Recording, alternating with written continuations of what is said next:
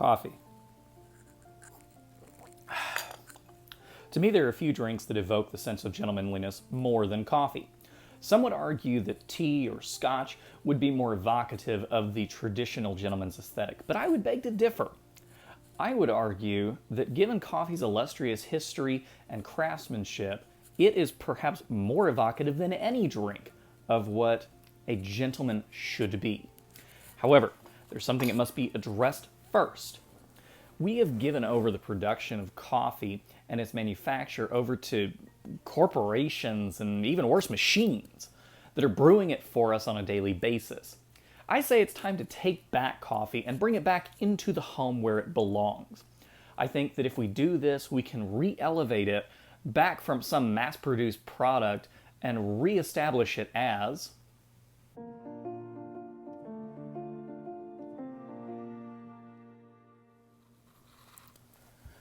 Café Arabica. Coffee comes in two different kinds of beans, Arabica and Robusto.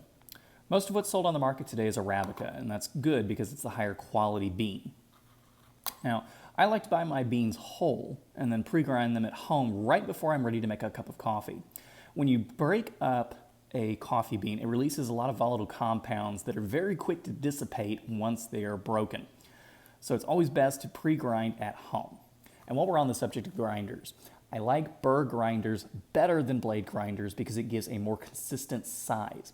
With a blade grinder, all it does is just roughly chop it up, so you're going to end up with inconsistent sizing of the pieces. But that's neither here nor there. So I like to buy my beans whole and keep them in an airtight container away from light, heat, and moisture. As long as you do this, your beans will stay fresh for a pretty good while, not that you'll need it. The other way that you can buy coffee beans is pre-ground in vacuum-sealed containers. What you'll notice is these containers have a little circle here. This is a one-way valve that allows them to give off carbon dioxide, which results from the roasting process. Once it is broken, of course, this is not long-term storage, and you'll need to move them to an airtight container. Now, brewing options. When it comes to brewing, there's a couple of different options that are historically accurate. One is boiling, which was the first method that was used. Then later on we moved into drip brewing and then pressure brewing. Drip brewing is what's used in most modern convenience machines. Pressure brewing, however, is what's used for espresso. No. Don't look at this. This does not produce quality coffee. This is a machine of convenience, but it does not produce a quality cup of coffee. This will get it to you fast, but it's not going to be worth it. What we actually need is located in this cabinet right here. A French press. This is all you need to make a good quality cup of coffee, and I'll show you why that is. Before we begin prepping the French press, go ahead and get out your electric kettle, fill it up, set it on its stand, and go ahead and turn it on so that it starts heating up. If you don't have an electric kettle, you can always use a stovetop kettle, or at worst, boil some water in a saucepan. While we're waiting on that water to boil, go ahead and get out a 1 tablespoon measuring stick, or measuring spoon, and go ahead and cut open whatever receptacle you have your coffee in. This happens to be some pre-ground coffee that I bought at my local grocer. My local grocer also has stations to go ahead and grind coffee when you buy it. That's a great option for those of you who are planning on making coffee within the next day or so. So go ahead and we will take off the lid and filter from our French press. Go ahead and set those aside and put in 1 tablespoon, heaping is all right, of ground coffee. Make sure that coffee is coarse ground, not fine ground. Anything fine ground is going to get stuck in the filter and is going to clog up your French press.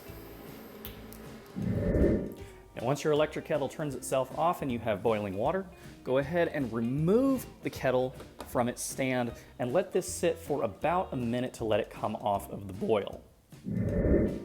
Once you've let your kettle sit for a minute, go ahead and pour the water directly into the French press. Now, I went ahead and added an extra tablespoon of ground coffee because I'm planning on making 2 different servings. But for every 6 ounces of water that you're going to use, you should use a tablespoon of coffee. And once you have filled up your French press to where you need it to be, go ahead and set your electric kettle aside. Take your lid, make sure to pull the plunger all the way up, and then reinsert onto your French press. Now we're going to let this sit for 5 minutes, and that's going to give us a medium to strong cup of coffee. The longer that you let it steep, the stronger your blend is going to be. But don't let it sit for too long or else it's going to turn bitter. 6 minutes tops. So here we go, 5 minutes. And there's our timer. So now we come back to the French press. By now, the steeping should be done and all of the coffee's flavor should be released into the hot water. Go ahead and take your plunger and just very slowly and gently press down to extract all of the oil and flavor from these beans. You can see it's forming a very nice coffee there with a little head on it. Push till you have reached the bottom, and there you have it. A French press cup of coffee. Go ahead and serve these up. These make just the right amount of coffee for myself and for my wife. And I like mine with just a little bit of cream and sugar. So there you have it, guys. Throw a little bit in there. And just a little bit of cream.